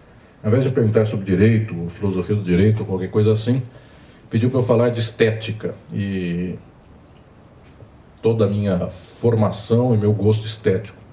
Na hora que me perguntaram de poesia, me perguntaram qual o maior poeta do país, na sua opinião, no seu gosto. Eu respondi, Patativa do Assaré. Analfabeto, cego, do Ceará, do Assaré, no Ceará. Patativa, porque talvez não saibam disso, mas é a ave que canta bonito. Então, o velho Patativa do Assaré, que era um homem que não tinha politização nenhuma no nível desta de ler livros, mas tinha lado, o lado era do povo. Um dia contaram para ele que a ditadura estava no auge e que agora quem era pobre não ia ter mais jeito de lutar contra a condição de pobreza porque as armas vieram aí. E vejam, se a gente acha que o nosso tempo está perdido, imagina que era 64, 69. E os senhores vão dizer, mas o nosso tempo, o povo é de direita. O que era 64 quando foi um punhado de gente na Praça da Sé, saíram da Zona Norte, marcha pela tradição, família e propriedade, vamos dizer, mas não tinha tanta gente esdrúxula defendendo moral como tem no dia de hoje. Quem foi à frente dessa marcha, segurando uma estátua de Nossa Senhora em favor da família, tradição e propriedade, foi Adhemar de Barros. Então, gente, tudo é possível. O Adhemar de Barros, este homem que deixou legados financeiros para seus familiares e que tinha várias amantes, inclusive o Dr. Rui, famoso, era uma amante dele, que a Dilma, inclusive, ajudou a justiçar este cofre, enfim, da sua amante. Observem, meus senhores, esse carregou a Nossa Senhora para frente. Então a gente já viveu tempos esdrúxulos como os nossos. Gente que achava que o comunismo crescia na esquina, a gente já viveu tempos como tais, iguaizinhos. A gente só não tinha Facebook, nem ator pornô na política, mas enfim, não tinha filme pornô também. Então, só não tivemos isso antes por falta de opção, mas tivemos o Carlos Zéfiro, que é do professor Erval, não sei se lembra desse tempo, que também não é nem meu tempo, só estou cheio de informação, antes que me chamem de velho, que também não é defeito, é elogio. Vejam lá, Estou falando com isso que nós tivemos um tempo efetivamente difícil. Patativa da Saré sabendo disso. Está difícil, os pobres perderam, a ditadura está aí. Ele escreveu um poema e disse assim: cuidado, seu doutor, cuidado, coronel, o comunismo aí vem. E as pessoas disseram, mas como é que o senhor escreve um poema desse? E um dia o Patativa da Saré respondeu: quanto mais acharem que não tem o que fazer, mais é a hora da gente começar a dizer que está na boca de acontecer.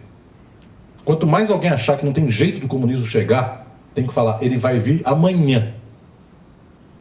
Porque efetivamente, se a gente começar a dizer a revolução vem em 2022, as pessoas vão dizer, mas por que o senhor falou 2022? Porque eu sei de tudo, eu sou astrólogo do B, né? Porque tem um astrólogo do A e o astrólogo do B. Eu sou astrólogo do B e estou sabendo que a revolução vem em 2022, está havendo uma preparação mundial para a revolução. Está o Obama junto, mentira, obviamente, está sei lá quem e todos nós, e a China está engajada nesse processo. Minhas senhoras e meus senhores, o que eu quero dizer simplesmente com isso é que a revolução aí vem se efetivamente começarmos a ter passo revolucionário.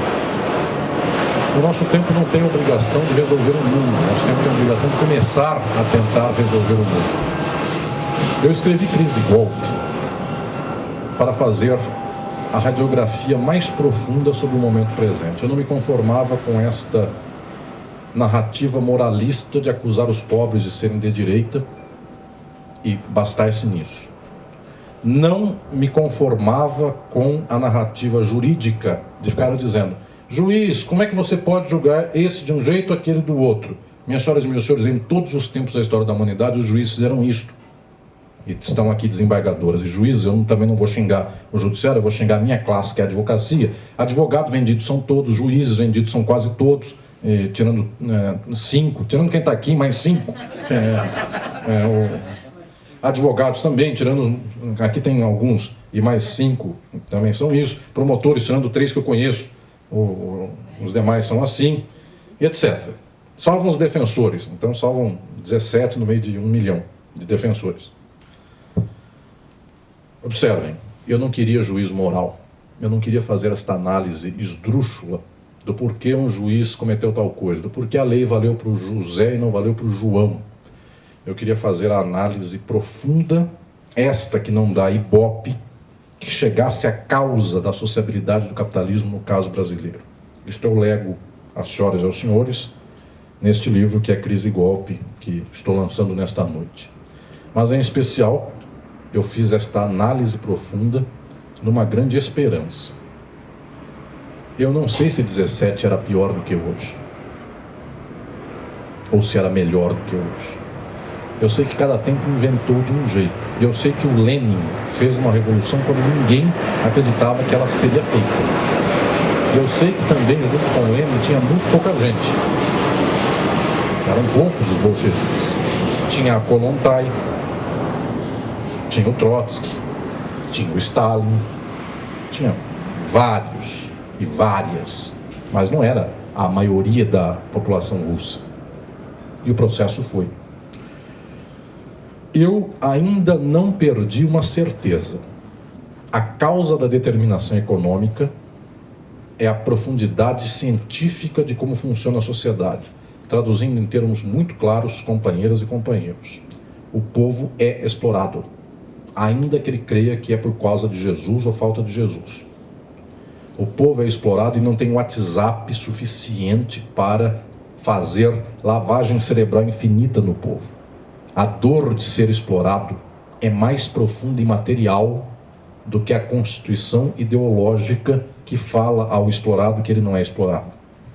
Se entendem o que eu estou falando aqui, eu ainda aposto que o mundo é concreto, material, e que existe dor, opressão e exploração.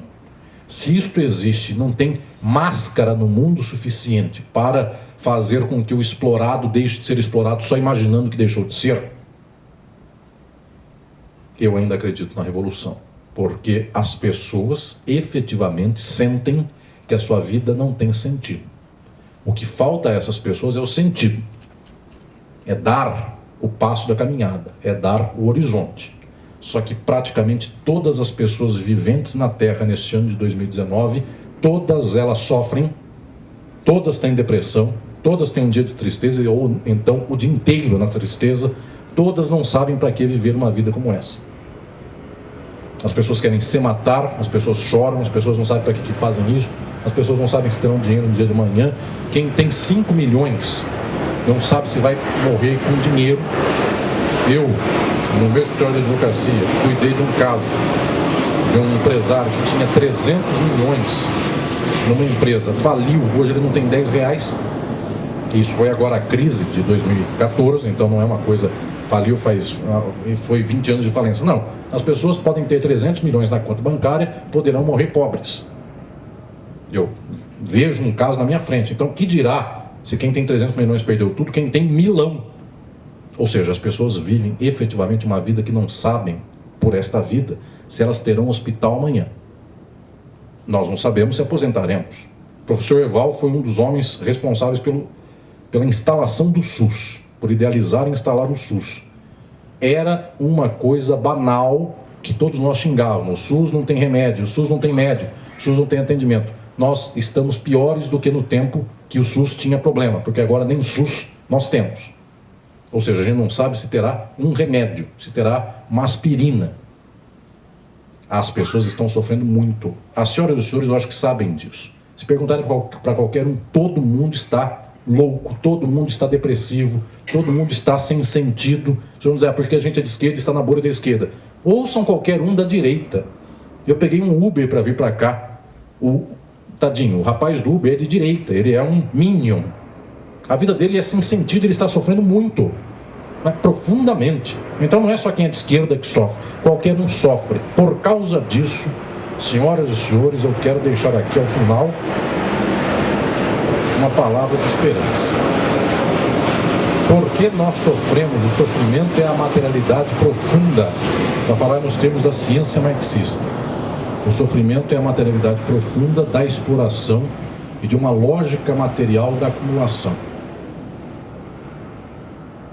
Eu tenho certeza de que se houver vislumbre de luta, o povo há de pensar que quase não tem nada a perder. Ainda que tenha um WhatsApp, ou ainda que tenha um pet, ou ainda que tenha qualquer coisa. O povo, em algum momento do mundo, há de se levantar. Só que, pasmem, o levante do mundo virá na hora em que menos esperarmos. A vanguarda surge, não é anunciada por muito tempo. Ela surge pelas nossas costas. E vai ter gente que vai dizer, poxa, mas quem está falando por lá não tem mestrado. E eu sou doutor. Eu sou livre docente. Como é que eu vou escutar um que não tem mestrado? Isso é mais ou menos, e volto a dizer, não é nada revolucionário, nem estou servindo de exemplo. O dia que o Lula começou a falar, as pessoas disseram era torneiro mecânico. Também não é o exemplo que eu estou dando aqui, mas eu estou falando que nós não estamos preparados nem sequer para a vanguarda. Ela passa ao nosso largo. Sempre. Por causa disso, senhoras e senhores, eu tenho esperança que nós possamos tocar o mundo e sermos tocados pela dor, pelo sofrimento e pela exploração. Em toda a minha vida, eu tive como meta, uma missão pessoal minha, refletir, pesquisar, construir o meu caminho filosófico, meu caminho teórico, meus livros, minhas obras e minhas falas, de um jeito que eu pudesse chegar ao máximo das ideias que a humanidade já alcançou em termos de ciência, formas sociais, determinação social, categorias da abstração real concreta do capitalismo, que eu pudesse chegar ao alto, mas que tudo que eu soubesse eu pudesse falar para que um analfabeto entendesse. Esse meu livro, Crise e Golpe, é um avanço por esta reflexão e pelo debate para o entendimento da realidade da crise e do golpe, da crise mundial brasileira e do golpe. Mas eu creio que nós temos que ser capazes de saber tocar o coração de qualquer um com o máximo de conhecimento possível. O velho Lenin, quando fez todas as suas obras e fez um lema para caber numa faixa, resumiu tudo aquilo neste lema daqui, sem errar, inclusive, o lema. O lema não era o livro dele, obviamente que não. Terra, pão e paz não era Estado e revolução. Nem resumo do livro era. Era uma forma pela qual a liderança revolucionária falava o que o povão precisava ouvir naquele momento. Só que não falou errado. Não resumiu o livro, mas não falou errado, falou o que o povão precisava ouvir. Queridos e queridas, eu penso que o nosso momento é poder nos disciplinarmos para o máximo do conhecimento, dando ao povo com o sentido de uma transformação social. Não salvem a democracia. Eu falo isso no Crise Golpe, quero dizer aqui, não salvem a democracia. A democracia é deles. Não salvem o Estado é deles. Não salvem o capitalismo é deles. Não façam aquilo que fez a esquerda do Brasil, que foi tentar salvar empregos e, portanto, salvar a exploração capitalista. Se alguém disser o mundo está totalmente errado, o mundo não presta, está tudo errado, quem fala isso é um fascista. Quem fala isso é um reacionário nos dias de hoje.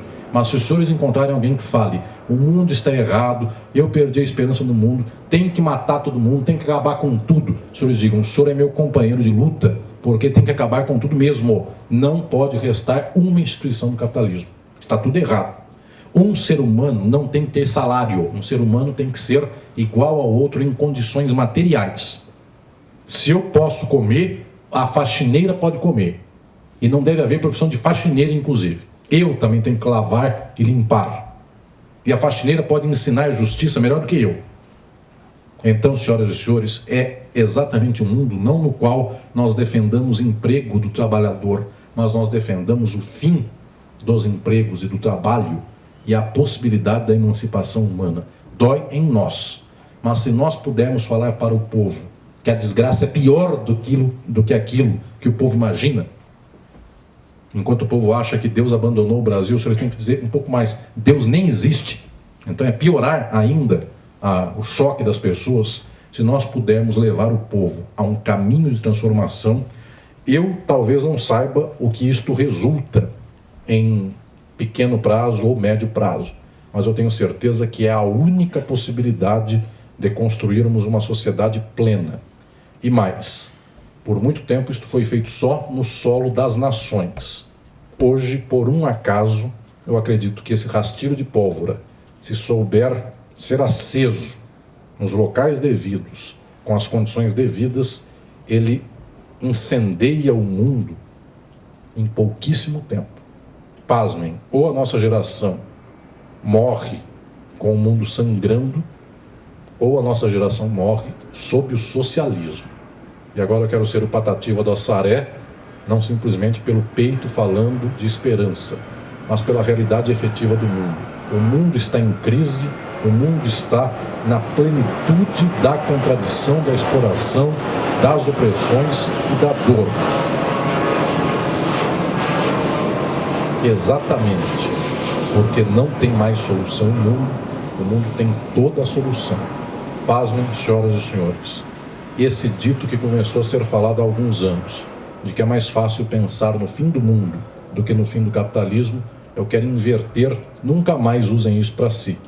Nunca mais digam, venha o meteoro. Pelo contrário, venha a minha mão, venha as nossas mãos, venham elas, venham as nossas vozes, venham as nossas inteligências e venha a nossa ação. É mais fácil transformar o capitalismo. Ele está na beira de ser transformado. Ele tem 600 trilhões de dólares rodando e só tem 100 trilhões para dar. Este sistema não pode prosperar. Este mundo não pode continuar. 8 bilhões e meio de pessoas, se ouvirem a voz desta verdade científica de que o mundo é exploração e opressão, a maioria dessa gente se levanta. Eu tenho total esperança. Quando todas as pessoas, e nós, imaginarmos que não tem mais o que fazer no mundo, eis que então nós estamos na beira de um mundo totalmente transformado. Quintal Amêndola, quem sabe um dia nós falamos aqui da luta. Quem sabe um dia nós não podemos falar aqui mais porque estamos em luta. E quem sabe depois de um tempo nós voltamos aqui para comemorar a vitória. Obrigado.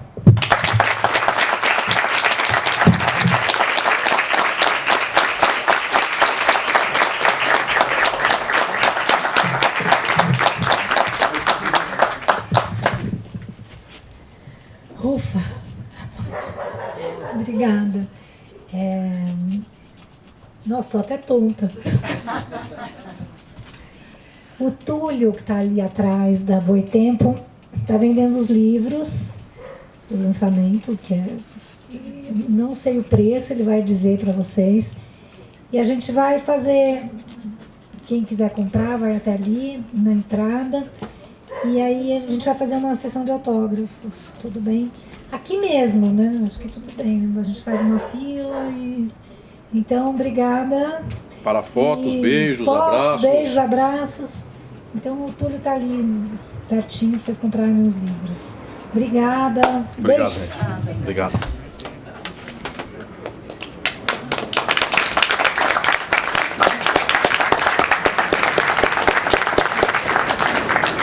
É isso. Vocês já são de casa, do quintal, façam as perguntas e vou ajeitar mesmo. Então a Ana Maria, que quem não conhece é a pessoa mais iluminada do TJ, não só ela, sim, tem ela e os meus companheiros do TJ, ela fica com o microfone, passando o microfone para quem quiser perguntar. Perfeito. E aí, quem vai... Professor Alisson, não tenho nem pretensão de fazer uma pergunta inteligente e registrar mais uma vez que o senhor é inspirador, muito inspirador. Nós somos operários no que nós fazemos aqui, que somos advogados trabalhistas, né? Trabalhistas, e atuamos aí... Vocês vão acabar. Diariamente contra... Certo, Eleonora? Vocês também vão acabar. Contra a exploração bancária, né? Professor, é o seguinte, o senhor falou bastante tocou no ponto da subjetividade, ficou bem clara essa relação que o senhor fala do material e da ideia, né? De como a relação material do mundo determina o próprio mundo. O senhor poderia abordar rapidamente essa relação da ideologia e da subjetividade, professor? Por exemplo, nós brincamos muito no escritório que o Cid tem uma colega que o cunhado é empresário dessa área de construção, inclusive do Bolsa Família, né? E a gente brinca que todo mundo quer ser Vagnão, o nome dele é Vagnão, porque ele é um empresário, então está muito bem e tal. A gente brinca que o mal do mundo todo mundo quer ser o Vagnão hoje, quer dizer, todos parecem pender a negar a luta de classe e dizer, olha, eu não sou operário, né? Ser operário virou uma ofensa, né? Então, como combater, aliás, como enfrentar essa questão da subjetividade? Existe uma resposta material para isso? Quer dizer, se continuar a ideologia, isso não vai se perpetuar? Não sei se eu fui claro, mas é isso. Obrigado, querido, obrigado. Quem mais? Mais um aí por conta? Então é mais só você vir que eu acho que o microfone não chega. O microfone,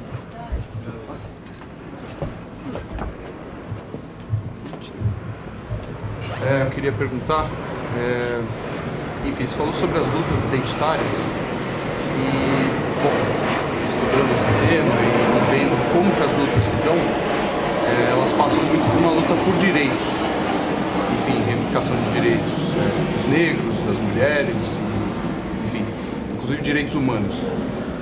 Eu sei que você, nos seus livros, você fala muito de Pachucanes, em que o direito está muito vinculado ao Estado, o Estado é capitalismo, o capitalismo é Estado.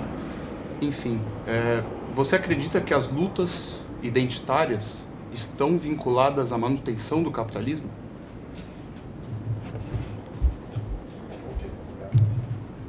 Mais alguém? Gente, é uma oportunidade, né? Todo dia que a gente pode fazer pergunta para o professor Alisson. Enquanto eu bebo pinga, vocês vão... Lina, não quer fazer uma perguntinha? Ana? Então respondo. Então, vamos lá. Meus queridos, as duas perguntas. A primeira delas é: as lutas identitárias estão postas dentro do direito? Esta resposta é sim e não. Por quê? Efetivamente, quando se luta por identidade, nos termos do capitalismo, esta luta é uma luta por direitos. Essa luta é mais alguma coisa no meio de todo esse processo de valorização do valor. Então é consumo para todas as classes e grupos e gêneros. Só que uma luta pela identidade não precisa ser a luta pela identidade no capitalismo. É isto que eu insisto profundamente em dizer. Qualquer luta, como a luta dos trabalhadores, ela pode ser luta por direitos trabalhistas, ela pode ser luta por tomar o mundo e modificar as relações econômicas capitalistas. Não é porque os trabalhadores pedem salário que a luta dos trabalhadores esteja errada. Está errada a forma pela qual esta luta se expressa. Então, numa sociedade que é racista, que é patriarcal, que é homofóbica, nós precisamos efetivamente lutar contra as opressões. Só que estas lutas se dão no nível da concretude do poder, da efetiva estruturação de relações sociais nas quais os negros possam se apresentar sem um dado de inferioridade. Só que estas relações se dão muito mais facilmente, eu diria que só podem se dar, não é só problema de facilidade, mas é de impossibilidade de outros meios. Esta luta só pode se dar nos termos de uma sociedade que não tem hierarquias. Eu não consigo fazer com que este enxerto das hierarquias consiga se transformar para transferir para um outro padrão esta mesma hierarquia. De tal modo, minhas senhoras e meus senhores, que toda a luta dos trabalhadores, das mulheres, dos negros, do movimento LGBT, dos estrangeiros, de todos os oprimidos e dos explorados, tem que ser uma luta pela transformação desta sociabilidade. Vejamos nós, esse deveria ser um espaço de tantos negros aqui presentes. Não é. E não é por falta de porta aberta. É porque, efetivamente, as condições materiais do capitalismo são condições capitalistas e, portanto, de exploração.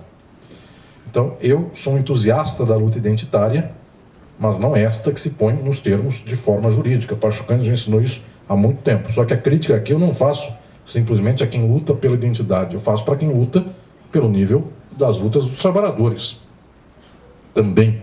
Qualquer luta que for pelo direito é uma luta que não tem sentido. E mais, se me perguntam, mas hoje, no dia de hoje, você não é favorável a que aumente o salário mínimo? Sim.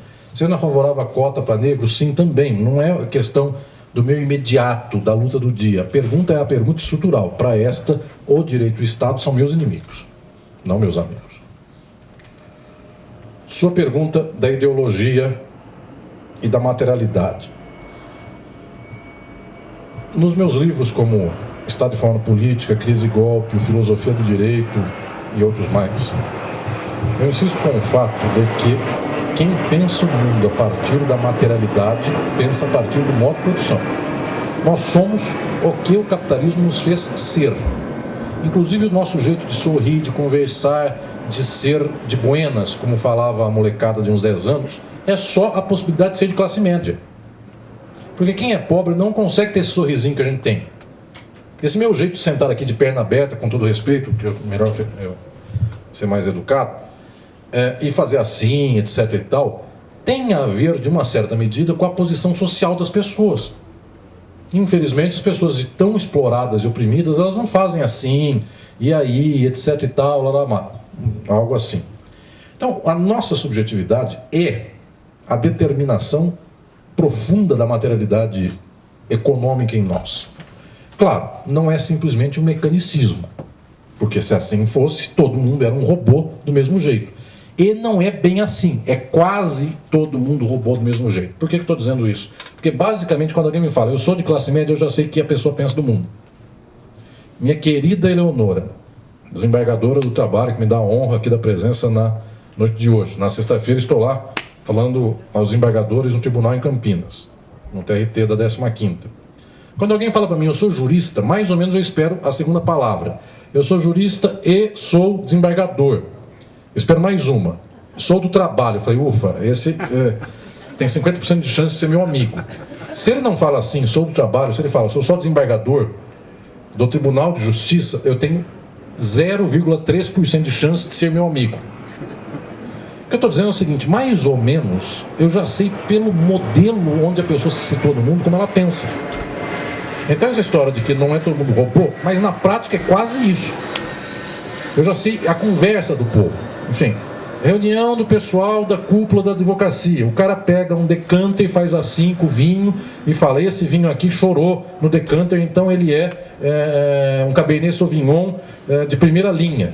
Vejam, eu tenho que aguentar um certo tipo de conversa que eu sei que faz parte desse estamento dessa gente que ganha dinheiro. Enfim, que é tudo mentira. Se eu puser um sangue de boi, o cara toma como falando, e dizer, o rótulo aqui é um... fala aí, você que é boa de vinho, um bom, eu não sei. Enfim, etc. Você viveu muito com essa gente, você sabe como é que é esse povo. Então é mais ou menos robô. A pergunta central é: a forma da materialidade determina a subjetividade totalmente? Constitui e determina. Só que existe um nível sobredeterminado. Quem descobriu isso para nós é quem trouxe a psicanálise com alta capacidade para o marxismo. Foi Althusser. Althusser falou, nós somos determinados economicamente e tem uma pedra em cima da determinação, uma sobredeterminação. Vale menos que a determinação. A determinação é econômica. Só que tem uma coisa que passa na nossa cabeça que se chama sobredeterminação, que é a ideologia. E aí entra Freud e entra Lacan. Essa é a grande contribuição do marxismo contemporâneo. Todos os meus orientandos e orientandas estão pesquisando isso. Os debates dos últimos 30 anos, até os dias de hoje, presente, Zizek e outros mais, sobre como nós pensamos. E a pergunta é, nós somos totalmente a nossa base material? Sim, só que nós somos atravessados pela ideologia. E a ideologia tem uma materialidade própria. O que eu quero dizer de materialidade própria? O WhatsApp, ele tem uma materialidade própria, porque ele tem um dono, ele tem quem controla, ou alguma coisa dessa. Facebook também tem quem controla. Google, há 5 anos eu fiz, um fulano falou para mim, professor Alisson, faz essa pesquisa para o senhor ver. Há 5 anos. Coloca a palavra mentiroso no Google. Eu pus. Vai escrevendo MENTI. A hora que aperta o R, sai Lula. O Google induz que uma pessoa que escreva mentiroso caia na primeira página do Google, Lula. Isso é só uma coisa que alguém pegou e contou para mim. Agora, o que deve ter de sofisticação nesse algoritmo do Google é uma coisa extraordinária, pela qual eu jogo política, sai o reacionário, pela qual eu jogo qualquer coisa, sai qualquer coisa. Essas coisas da ideologia têm materialidade profunda, são concretas, de tal modo que de vez em quando eu posso fazer com que o nível econômico seja de uma pessoa pobre, só que a ideologia seja a instrumentalização do capital naquela pessoa. É o que nós temos hoje, pobres de direita. Então, vamos lá, pobres de direita, mulher machista, negro racista, gay homofóbico, homem machista, porque só estou xingando a mulher. Não estou xingando. Estou falando, que grande coisa é essa do Bolsonaro ser o machão do ano, e o cara tem que todo dia dar prova da masculinidade, e etc, etc, etc. Tem que ter arminha mesmo, enfim, não tem jeito do cara aguentar pelas condições normais isso. O Temer, vejam que difícil que é aos 117 anos ter que provar sua virilidade, enfim, com aquela bolsinha de urina. É difícil. Mas estou dizendo, eu podia libertar os homens desse sofrimento. Estou dizendo, não tem nada, ser homem não tem nenhuma coisa a ver com isso. Mas, enfim, eu poderia dizer que nós somos só a determinação material, econômica. Seria não sofisticado, seria economicismo. Nós somos a determinação econômica com uma montanha de ideologia em cima de nós. Por isso a gente acredita em Deus, Deus é homem, Deus é branco, Deus está num trono, Deus é velho, Deus tem barba, etc, etc, etc, etc. Tudo isso é a montanha de ideologia em cima da gente. E, gente, tem gente que mata e morre por causa de tudo isso. Nos dias de hoje tem muita gente matando e morrendo por coisas como essa. É minha mulher, olhou para o vizinho, vou matar ele, o vizinho. Vejam que montanha é essa em nós. De vez em quando, e quase sempre, não é só de vez em quando, essa montanha chega a ter uma esfera de vida própria. Só que ela só se mantém como esfera de vida própria quando ela está minimamente coesa com o capital. Só vamos dizer, por que o Google consegue inventar que Lula é mentiroso? Porque o Google é uma máquina do capital. Se ela fosse contra o capital, ela ficava disfuncional, então ela quebrava. Vejam, teologia da libertação é uma coisa bonitinha. Toda vez que eu encontro um teólogo da libertação, eu dou um abraço. Outro dia eu fui para o Rio Grande do Sul falar lá com o meu querido amigo, o padre Pedrinho Guareschi, que é um padre comunista. Não posso falar isso porque depois ele é expulso dele. Corta essa parte. Eu quero defender o meu amigo. Que levou o meu livro, esse livro que eu vou fazer o autógrafo agora, Crise e Golpe, ele pegou e levou para o Lula na cadeia. Ele foi lá, ouviu o Lula em Curitiba e levou meu livro para o Lula ler. Por que a teologia da libertação não prospera? Padre Pedrinho Guareschi, quem não conhece, vá atrás para saber. Pedrinho Guareschi é um primor de ser humano. Tem que vir aqui, inclusive, no Quintal Amêndola. Já está... Você não é... Você vai na sua cabeça como se fosse a dona da casa, né? Sim, tá, entendi. Vocês têm que chamar o padre Pedrinho Guareschi. Nunca vi uma coisa igual. O padre Pedrinho Guareschi tem 80 anos. Lutador, intelectual, pós-doutor, um homem de altíssima capacidade. Por que um homem desse não prospera como modelo de religioso e prospera o pior tipo possível de coisa? Porque esse pior tipo de ideologia religiosa está aglutinada. Esse tipo está aglutinado com o capital. E o padre Pedrinho Guareschi, coitadinho, tudo que ele fala, ninguém dá microfone para ele. Só eu bato palma, que tal Amêndola pode chamá-lo, qualquer coisa assim, mas ele não tem sucesso, porque ele fala contra. Então, gente, o pior tipo de religião é o que prospera. Eu não tenho dúvida quanto a isso. Essa gente que fala por aí na universidade, sei da USP, já foi o dia que foi glória. Hoje a Fanny sabe disso. O que eu tenho de colegas esdrúxulos, que falam coisas absurdas, enfim, é um negócio de outro mundo. Então, meus prezados, a ideologia existe materialmente. É aquilo que o Freud e o Lacan sempre ensinaram. Se eu acho que eu estou vendo uma aranha dia e noite na minha cabeça, a pessoa, como é que ela trata isso psicanaliticamente? Falar que mentira, não tem aranha nenhuma, não tem nada. O Freud dizia, eu não posso fazer assim. O Lacan também dizia, eu não posso tratar desse jeito. Se eu passo 40 anos da minha vida achando que tem uma aranha na minha testa, tem. Porque efetivamente eu lido com esta relação com o meu imaginário como se fosse uma realidade. Então, se as pessoas acham que existe um Deus, Deus castiga, Deus é homem, Deus não gosta dos travestis, Jesus humilha o Satanás. Vejam, esse rol de coisas que a religião fala por aí, Jesus falou, amai ao próximo, 2000 anos, matar todas as putas e os viados. Essa é a mensagem de Jesus atualizada para 2019. Se as pessoas acreditam em coisas como essas coisas não são absurdas, elas vivem por isto. Elas efetivamente vivem assim. Então, qual é o ensinamento? Com isso eu concluo. Isso eu falo no Crise e Golpe, falo no Estado de Forma Política e nos outros livros. O ensinamento é que eu tenho que lidar com as duas esferas juntas. Não adianta só eu tentar cavucar no nível econômico, simplesmente tentando chegar a ele. Porque efetivamente tem que chegar a ele e também no nível ideológico. O que é o nível ideológico? Batalha das ideias. Eu escrevo isso no prefácio do Crise e Golpe. Quem for revolucionário tem que fazer batalha das ideias. O que é batalha das ideias? Eu, quando vou falar com alguém que é um fascista religioso, pergunto, filho, você acredita em Deus? Sim. Todos somos irmãos? Sim. E como é que dá certo a tua crença em Deus sendo o fato que você persegue prostituta? E começo a tentar batalhar as ideias. Essa gente, meus queridos e queridas, com pouco tempo, alguns deles conseguem virar para o nosso lado. Ninguém pode ser tão orgulhosamente esdrúxulo. A não ser que a pessoa ganhe alguma coisa com isso. O que é alguma coisa? Dinheiro. Aí sim, a pessoa vive economicamente disso. Aí é outra coisa. Politicamente, a pessoa ganha voto. Mas tirando isso, gente, a minha empregada doméstica, eu já fiz ela sair de um extremo e chegar no outro, só com 10 conversas. Dá pra gente fazer batalha das ideias. Porque as pessoas, efetivamente, podem pensar de outro modo.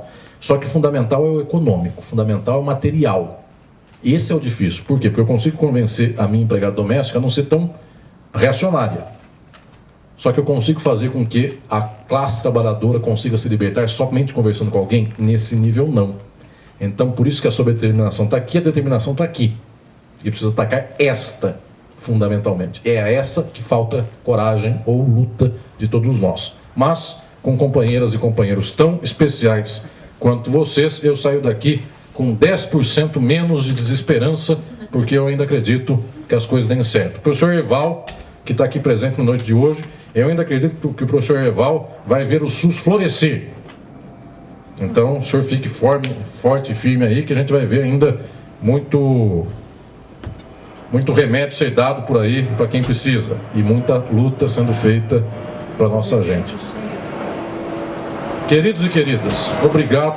Antes que o próximo avião passe por cima de nós, eu começarei os abraços a todas e todos. Boa noite, queridos e queridas.